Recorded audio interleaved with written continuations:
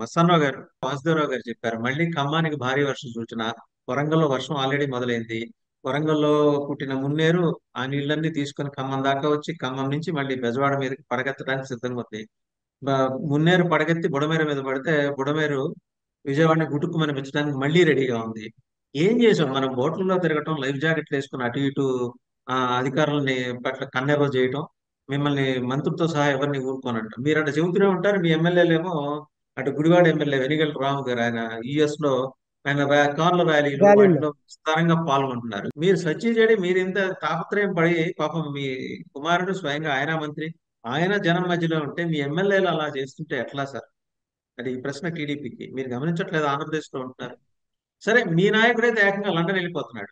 అంటే ఇప్పుడు ప్రధానంగా మనందరం ఈ గమనించాల్సింది అంటే ఇప్పుడు పవన్ కళ్యాణ్ గారు ఇప్పుడే ప్రెస్ తో మాట్లాడారు. అదే చంద్రబాబు నాయుడు గారు కూడా మాట్లాడారు.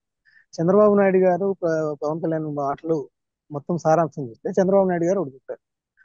ప్రస్తుతం మనం సహాయ కార్యక్రమాల మీద దృష్టి పెడదాం. రాక్షసులతో యుద్ధం చేస్తున్నాం కాబట్టి వాళ్ళు ఏదో విమర్శిస్తూ ఉంటారు, ఆ విమర్శలను పట్టించుకోవద్దు. మా అందరం కూడా ముందు ప్రజలను ఆదుకునే కార్యక్రమాలు చేద్దాం. నా మీద కుట్రలు పన్నారు, లేకపోతే మా ఇల్లు మునిగిపోతుంది అన్నారు. మా ఇల్లు మునిగిపోతుంది కాబట్టి మేము కృష్ణా కలెక్టరేట్కి వచ్చి నేను ఇక్కడ ఉంటున్నానని, రకరకాలుగా హోటల్లో ఉంటామని ఏదో స్మృతిని మాడుతున్నారు. వాటిని ఎవరు పట్టించుకోవద్దు. వాళ్ళ సంగతి తర్వాత చూద్దాం, ముందైతే ప్రజలను ఆదుకునే కార్యక్రమం చూద్దామని ఆయన ఒక మాట అన్నారు. అదేవిధంగా పవన్ కళ్యాణ్ గారు చూసినట్లయితే, పవన్ కళ్యాణ్ గారి మాటల్లో చెప్పాలంటే సారాంశం ఏంటంటే ఆయన రెండు పర్సెప్షన్స్. ఒకటి, అందరూ ప్రజలని ఏ విధంగా విపత్తు నుంచి బయటికి తీసుకురావాలనే దాని మీద దృష్టి సారించింది. ముందు దాని మీద చూద్దాం. అలాగే విరాళాలు కానీ ఎవరిని ఇస్తే బాగుంటది, వాళ్ళందరినీ ఆదుకోవచ్చు అని చెబుతూనే ఆయన స్వయంగా జనరల్ గా ఎవరన్నా మనకి మన నానుడు ఏంటంటే నువ్వేమన్నా చేసి ఎదుటోడికి చెప్పు అనే ఒక చెప్తాం జనరల్ గా. మనం ఏమన్నా సహాయం చేసిన తర్వాత ఎదుటోడికి నీతులు విషయంలో చెప్పాలండి. ఆ విషయంలో పవన్ కళ్యాణ్ గారిని మనస్ఫూర్తిగా ఆ, అభినందించాలండి. ఆయన విరాళం అవును. ఇచ్చిన తర్వాత అడిగారు అంతే. రెండు రెండు అంశాలు. ఒకటి, మనకే కాదు, అంటే మన రాష్ట్రానికి ₹1 కోటి ప్రకటించారు. ఇది వ్యక్తిగతంగా, నాట్ జనసేన, వ్యక్తిగతంగా. అదేవిధంగా తెలంగాణ రాష్ట్రం కూడా అతలాకుతలం అవుతుంది కాబట్టి అక్కడ ఒక తెలుగువారే కాబట్టి వాళ్ళు కూడా అక్కడ ₹1 కోటి. దాంతో పాటు ఇంకా ప్రధానంగా మంత్రులు కానీ మిగతా వాళ్ళందరూ కూడా ఇట్లా ఇది ఆదర్శంగా తీసుకుంటే బాగుంటది. ఈ వరదల వల్ల దెబ్బతిన్న 400 పంచాయతీకి 1,00,000 చొప్పున 4 కోట్లు.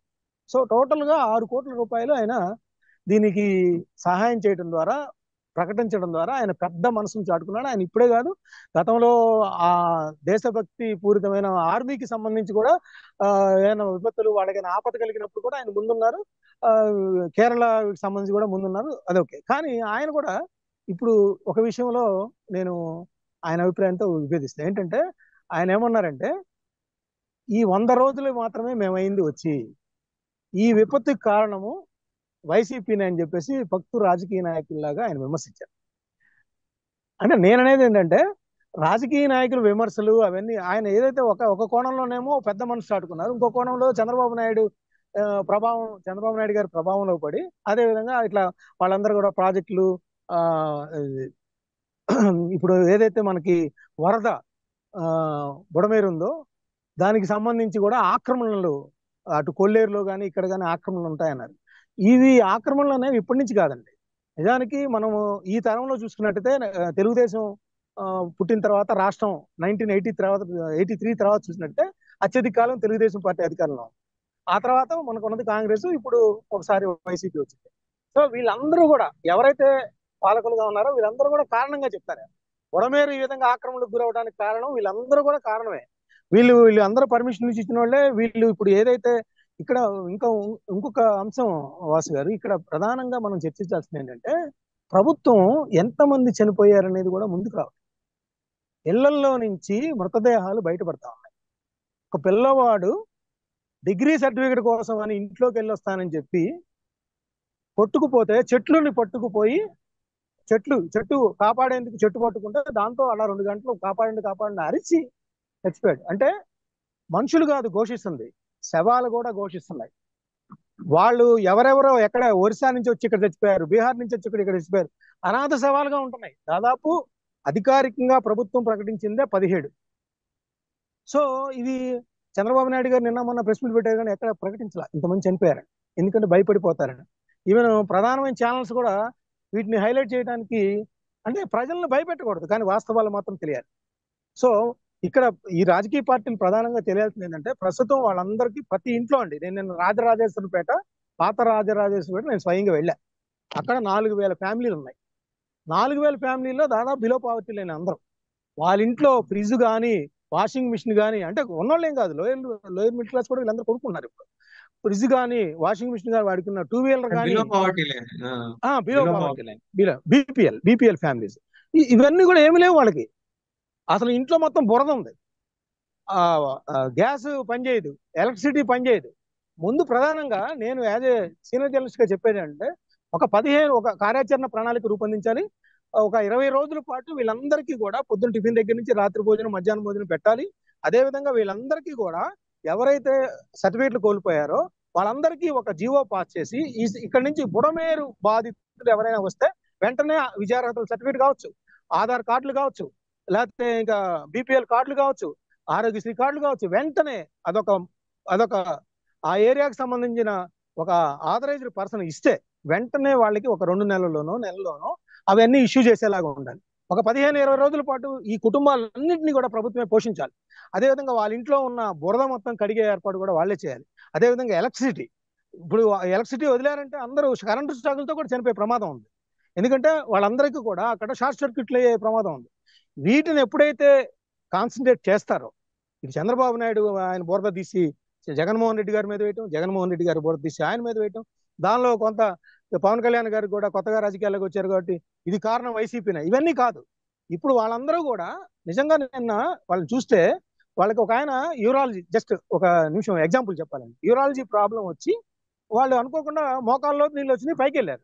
కాసేపు తగ్గిన తర్వాత బయటికి వెళ్ళిపోదాం, అలా అలా వాళ్ళ కిందంతస్తు మునిగిపోయింది, పైన ఏమో ఓపెన్ టాప్. అక్కడ ఒక టార్బాలిన్ పట్టాల్సి కూర్చున్నారు. ఆయనకి యూరినల్ ప్రాబ్లం. ఆయన కాల్ సెంటర్ కి నెంబర్ ఇచ్చారు. ఆ కాల్ సెంటర్ కి ఫోన్ చేస్తే తెల్లారి మధ్యాహ్నం, అంటే దాదాపు 24 అవర్స్ దాకా ఎవ్వడు స్పందించకపోతే అక్కడ ఒక నెట్టుడు బండి తీసుకొని పక్కన వాళ్ళందరూ కూడా ఒక నలుగురు కలిసి ఆయన్ని తీసుకొని వెళ్ళి హాస్పిటల్లో చేర్పించారు పరిస్థితి. అంటే వాస్తవంలో ముఖ్యమంత్రి గారు చాలా ప్రకటనలు చేస్తారు, అందరూ ఆదుకోమంటున్నారు. మరి కోవిడ్ తర్వాత ఎవరు రాష్ట్ర ప్రభుత్వ ఉద్యోగుల్లో అంటే ఎక్కువ శాతం మందిలో ఒక అంకిత భావం కానీ, ఒక డిసిప్లిన్ కానీ లోపించింది. ఎవరు కూడా వీళ్ళని ఆదుకోవాలి, పెద్ద మనసు ఎవరు చాటుకోవట్లేదు, అలా వదిలేస్తా ఉన్నారు. పడవలు ఇచ్చామంటున్నారు, అది కూడా ఇన్ఫ్లుయెన్స్ ఉన్న ఎంఆర్ఓ గారికో అక్కడ ఉన్న ఆఫీసర్స్ తెలిసిన వాళ్ళనే బయటికి తెప్పిస్తున్నారు తప్పితే నిజానికి సామాన్యుడికి ఏమీ అందట్లేదు అనేది వాళ్ళు నిన్న నాతో ఎక్స్పెక్ట్ చేశారు. వాళ్ళు చాలా మంది వాళ్ళు అదే చెప్తా ఉన్నారు. ఇప్పుడు ఇంట్లోకి కానీ వెళ్ళి ఇప్పుడే చూసుకుంటాం కాదు కానీ. మన మస్తాన్ గారు, వీటన్నిటితోటి ఇప్పుడే మన వాసుదేవరావు గారు చెప్పారు, ఖమ్మం నుంచి సీనియర్ బీజేపీ నాయకుడు, 2019 పార్లమెంటరీ కంటెస్టెంట్ ఆయన. వారు సార్, అనేది ఏంటంటే వర్షం మొదలైంది ఖమ్మంలో, ఆల్రెడీ వరంగల్లో ఇనిషియేట్ అయింది, ఖమ్మం దాకా వచ్చింది. ఇప్పుడు మళ్ళీ రాత్రికి రాత్రి మున్నేరు కోపం వస్తే తెల్లారి బుడమేరు మీదకి పడకెత్తి వచ్చేస్తుంది. ఎట్లా ఇప్పుడు అంటే అది మన అంటే రిజిస్ట్రేషన్. అదేనండి. ఇప్పుడు నేను నిజానికి నిన్న చూసినట్టయితే చంద్రబాబు నాయుడు గారు ఈవినింగ్ సింగనగర్ ప్రాంతానికి వెళ్ళినప్పుడు కొన్ని వేల మంది అక్కడ ఎప్పుడైతే ఒక నడుము లోతుకి డౌన్ లోకి వచ్చాయో అందరూ ఇంకా అక్కడ ఉండలేం మనం అని చెప్పేసి వాళ్ళు ప్రాణాలు కాపాడుకోవడానికి అక్కడ నుంచి ఇప్పటికే వేల మంది వెళ్ళిపోయారు. అక్కడ నుంచి దాదాపు నిన్నే ఒక 20,000 మంది దాకా అక్కడ నుంచి వాళ్ళ సురక్షిత ప్రాంతాలంటే వాళ్ళ బంధువులు వెళ్ళకో ఇంకోటికో వెళ్ళిపోయారు. అయితే ఇప్పుడు మనకి కొద్దిగా ఇన్వైట్ చేయదగ్గర ఏంటంటే 11 లక్షల క్యూసెక్ల నుంచి రాత్రికి 8 లక్షలకి, తర్వాత రాత్రి 10 ఆ ప్రాంతాలు చూసినట్టయితే దాదాపు 5.5 లక్షల క్యూసెక్లకి డౌన్ ఫాల్ లోకి వచ్చేసింది. ఏది కృష్ణానది. సో ఎప్పుడైతే కృష్ణానది డౌన్ లోకి వచ్చిందో, కృష్ణానది ప్రవాహం ఎప్పుడైతే తగ్గిద్దో ఈ బుడమేరు నుంచి వచ్చే ఒక 20,000 క్యూసెక్లు అటు కృష్ణానదిలో కలవడానికి అవకాశం ఉంది.